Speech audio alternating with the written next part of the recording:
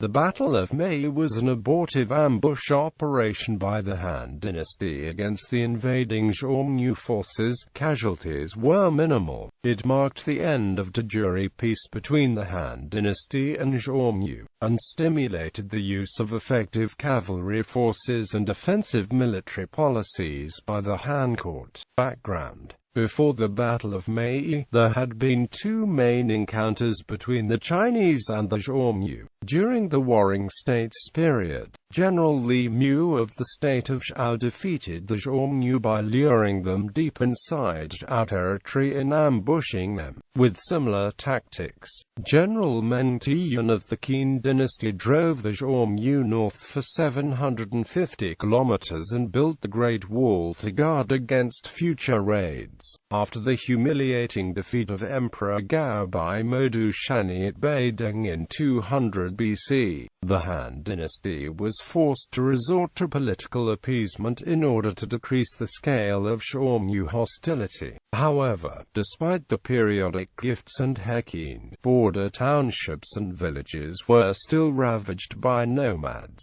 as the prosperous Chinese lands never failed to attract Xiongnu raids.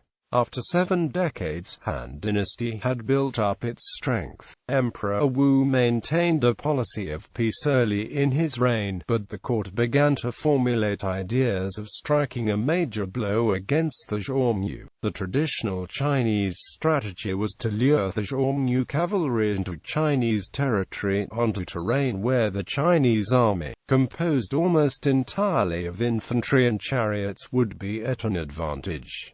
The ambush, in 133 BC, at the suggestion of Wang Hui, the Minister of Vassal Affairs, Emperor Wu had his army set a trap for the Xiongnu Shani at the city of Mayi. A powerful local trader, smuggler, Nie Wengyi, deceptively claimed to Junkan Shani that he had killed the local magistrate and was willing to offer the city to the Xiongnu. The plan was to entice the Shanu's forces into advancing on Mayi so that a Han force 300,000 strong, hidden around the area, could ambush them. The plan failed, ironically, because the Han ambush was made to look too attractive. When the Shani took the bait and moved in for a raid on Mayi, he saw fields full of cattle but with no herdsmen. Feeling increasingly suspicious, the Shani ordered his men to halt their advance.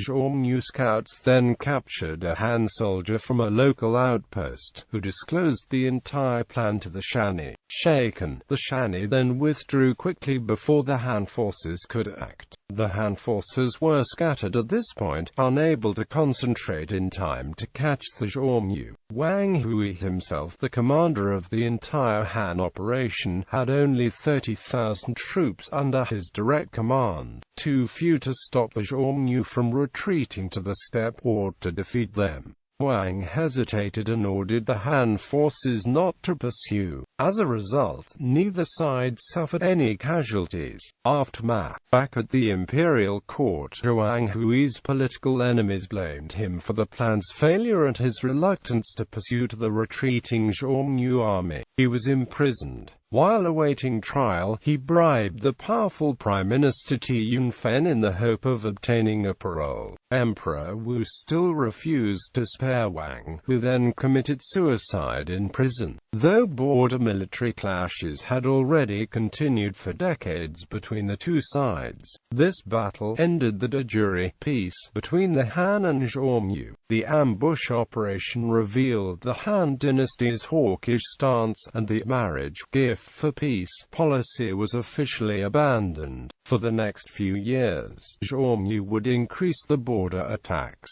further solidifying the cause of pro-war factions and their control in the Han court. The result of the battle made Emperor Wu realize the difficulty for Han infantry to achieve superiority against the more mobile Xiongnu cavalry. cavalry. This led to a change in Han strategy and hastened the development of an effective Han cavalry. In later campaigns, the Han dynasty went from a defensive stance to an offensive strategy of launching expeditions deep into Xiongnu territory. The failure of the Mayi operation also prompted Emperor Wu to reconsider his choice of commanders. Disappointed at the ineffectiveness of existing generals, Emperor Wu began to look for younger generations of military hopefuls capable of offensive anti-cavalry warfare. This led to the rise of famous new generation tacticians like Wei Qing and Huo Qubing, and old guard commanders like Li Guang began to fall out of favor.